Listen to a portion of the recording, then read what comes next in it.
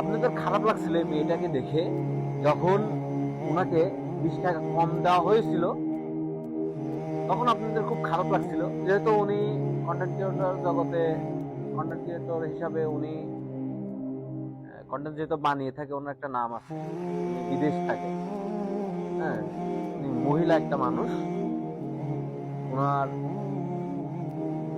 অনেকগুলো ভিডিও আমি দেখছি সোশ্যাল মিডিয়ায়, এখানে শিকার কিছু নেই, ওগুলো দেখে কোনো মানার কিছু নেই।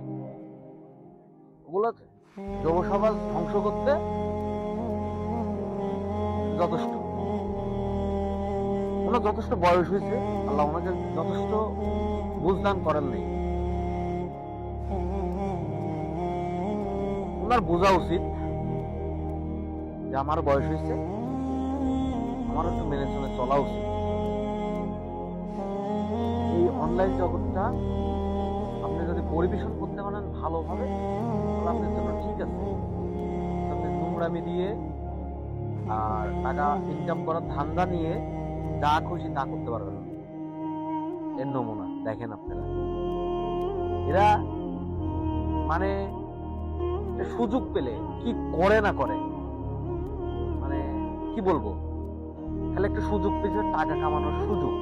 শোনেন, অনলাইন থেকে টাকা কামাইলে ওই টাকাটা আপনার হালাল হবে না আমার জানা মতো। ব্যক্তিগত আপনারা জানবেন, জানাবেন। আমার জানা মতো অনলাইনে টাকা হালাল হবে না যদি আপনি ওই বলে না, একটা কথাই আছে না, দেহ বিক্রি করে ওই টাকা কোনদিন হালাল হয়। আপনি বাজার করে খেয়ে আর ভরিয়ে লাভ আছে দেহ ব্যবসা করে।